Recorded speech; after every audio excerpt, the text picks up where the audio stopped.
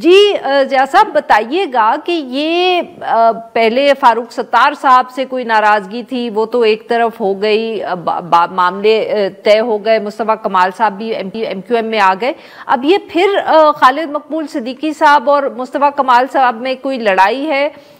Is it just about the cabinet? क्योंकि ये भी सुनने में आ रहा था कि मुस्तफा कमाल साहब को कुछ तहफ़्फ़ुज़ात हैं कि खालिद मकबूल सिद्दीकी पार्टी को भी हेड कर रहे हैं और वफाकी वजीर भी हैं।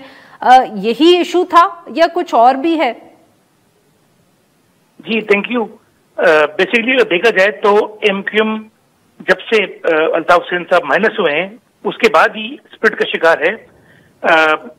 हम देख रहे हैं कि आज की जो एमक्यूएम है जिसके अंदर मर्जर हुआ था फारूक सत्तार वाले ग्रुप का और मुस्तफा कमाल की पीएसपी का, लेकिन आज भी एमक्यूएम में तीनों दड़े पाए जाते हैं। एक दड़ा है खालिद मकबूल सिद्दीकी का, एक दड़ा है डॉक्टर फारूक सत्तार का और एक दड़ा है मुस्तफा कमाल का।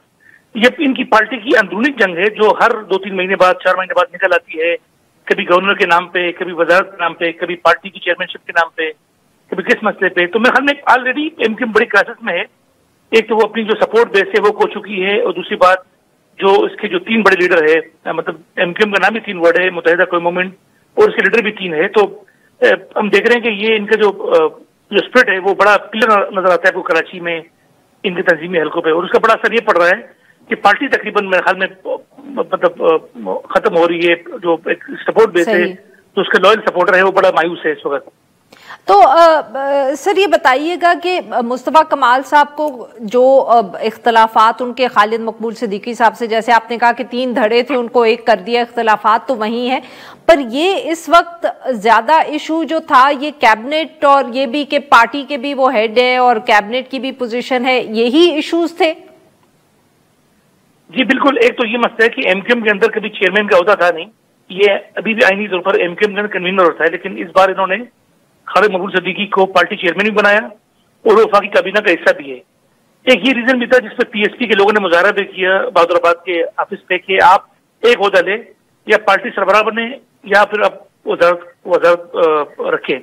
तो मैं हाल में अब ये मसला भी थोड़ा हल होता नजर आ रहा है जब उनको भी एक वजारत मिल गई है फेडरल कैबिनेट में। लेकिन उसके साथ साथ मेरे हाल में और भी काफी वजूहात है। ये काफी लोग परेशान भी है मुस्तकबिल के हवाले से भी। चलो अब तो आप आ गए जैसे कैसे करके, लेकिन आने वाला फ्यूचर क्या है आपका?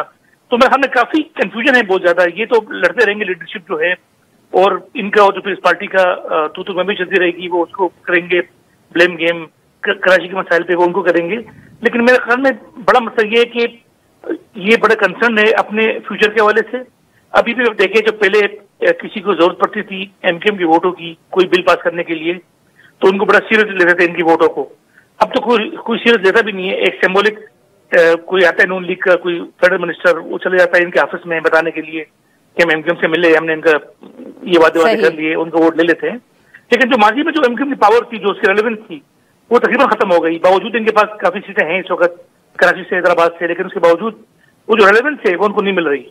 तो ज़िया साहब ये बताइएगा कि ऑब्वियसली आप बात कर रहे हैं कि वो एमक्यूएम की वो रेलेवेंस इसलिए नहीं रही क्योंकि उनका जो वोट बैंक है कराची में वो हम कमज़ोर पड़ गया है या सारा पाकिस्तान तहरीक इंसाफ को शिफ्ट हो गया है। क्या ऑन द ग्राउंड इस वक्त सिचुएशन क्या है सर, और एमक्यूएम उसको एड्रेस करने के लिए कुछ कर भी रही है कि नहीं? हमें ऑन द ग्राउंड सिचुएशन तो बड़ी डिफरेंट है, क्योंकि वोट बड़ा जो पॉपुलर सपोर्ट वोट था वो तो पीटीआई लेके चला गया था इनके इलाकों से, सही है ना। अब इनको अपना भी सपोर्ट बेस बड़ा मायूस है। जो नया सपोर्ट बेस निकला है नौजवान, खासतौर पर मिडिल क्लास या लोअर मिडिल क्लास, वो पीटीआई को चला गया या वो एमक्यूएम के साथ भी कोई है जो यंग मिडिल क्लास है? नहीं, वो पीटीआई के साथ है, आपको नहीं मिडिल क्लास है। वो तो हम देख रहे हैं 2013 के इलेक्शन से, हमने 18 में देखा, 13 में देखा, 2024 में देखा कि वो पीटीआई के पास है। तो मैं हमें एक तो एमक्यूएम बड़ी इररिलेवेंट नजर आ रही है इस नई मौजूदा जो यंग वोट बैंक है, सपोर्ट बेस है, इसके अंदर वो बेस बना नहीं पा रही, क्योंकि आपने जो 3-4 तिहाइयां पॉलिटिक्स की है वो अपने 90s की और 80s की कुर्बानियों या जो भी वो थी उस पर की। आज के जो नौजवान है, आज के मसाइल बिल्कुल डिफरेंट है। आज जो कराची के इशूज है, नौजवानों के इशूज है, यहाँ पर एडमिशन के बड़े मसले हैं। कराची में जो इंटर के तलबा थे उनके काफी बड़ी तादाद में बच्चों को फेल किया गया है, उस मसलों को एड्रेस नहीं कर पा रही। और ना पीटीआई ग्राउंड पे, क्योंकि पीटीआई को वोट पड़ा लेकिन पीटीआई की तंजीम उस तरह है नहीं, एक ग्राउंड भी जारी है उनके ऊपर।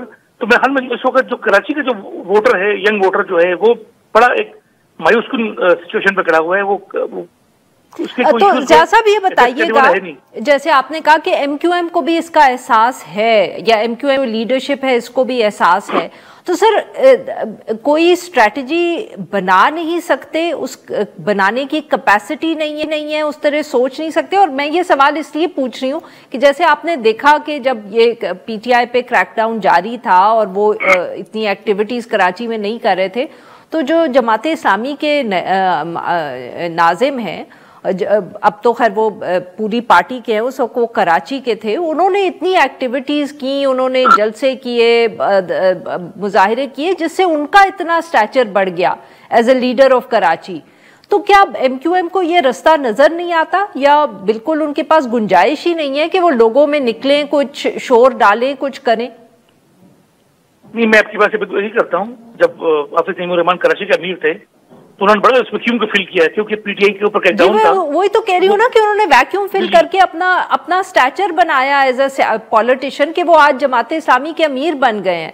तो मैं यही तो आपसे पूछ रही हूँ कि एमक्यूएम को ये रास्ता नजर नहीं आता? मेरे ख्याल में ओवरऑल हम देख रहे हैं ना, आप जब इलेक्शन देखें 2024 का या 2018 का, ग्राउंड की बात नहीं कर रहा हूँ, रिजल्ट की बात नहीं कर रहा, तो जिस तरह मुझे लग रहा है कि जिस तरह ये कराची या जो अर्बन सेंटर थे सिंध के, उनका वोटर जिस तरह ट्रेडिशनल पार्टियों को रिजेक्ट कर रहा है, चाहे वो एएनपी थी, माजी में एमक्यूएम थी या पीपल्स पार्टी थी, उसको मुझे नहीं लग रहा कि तीनों पार्टियां उस नई जो वोट बैंक है उसको समझ पा रहा है। ये मसला सिर्फ कराची का नहीं है, पूरे पाकिस्तान का है। जितनी भी ट्रेडिशनल पार्टियां है वो इस नए नौजवानों के सपोर्ट बेस को समझ नहीं पा रहा है, उनके इशूज क्या है। और यही वजह है कि हम देख रहे हैं कि पूरे मुल्क में, खासतौर कराची के अंदर, एक बड़ा एक अफरा तफरी फैली हुई है कि कोई समझ नहीं पा रहे कि हम क्या करें। जमात इस्लामी को जो वोट पड़ा, जिसका आपने मेंशन किया हाफिज तैमूर रहमान का, वो बेसिकली उन्होंने बड़ी एक टेक्निकल तरीके से कराची के जो इश्यूज थे, पानी का, बिजली का, रोडों का, उसको एक्सप्लॉइट किया, उनको वोट पड़ा। अभी भी एमक्यूएम अगर चाहे तो कर सकती है, लेकिन मुझे लग रहा है कि एमक्यूएम भी बड़ी मायूस हो गई है अपने ग्राउंड के सपोर्ट बेस के रिएक्शन को देख के। जैसा because we running out of time, ये बताइएगा, माफ करिएगा आपकी बात काट रही हूँ, कि क्या खालिद मकबूल सिद्दीकी साहब ने जो ये इंटरव्यू दिया और अपने ख्यालात का इजहार किया, क्या आप एक्सपेक्ट करें कि वो आगे भी कोई नाराजगी का इजहार करेंगे, कोई बात करेंगे, या बस खामोश हो जाएंगे इसके बाद? नहीं, मैं दोनों साइड से ये ऐसे इंटरव्यूज आते रहेंगे, ऐसे प्रेस कॉन्फ्रेंस भी आती रहेगी, इनके दफातर के बाहर मुजाहरे भी होते रहेंगे आपस में। तो मेरे ख्याल में ये ऐसे हम मुस्तकबिल करीब में देखते रहेंगे इस तरह के इंटरव्यूज और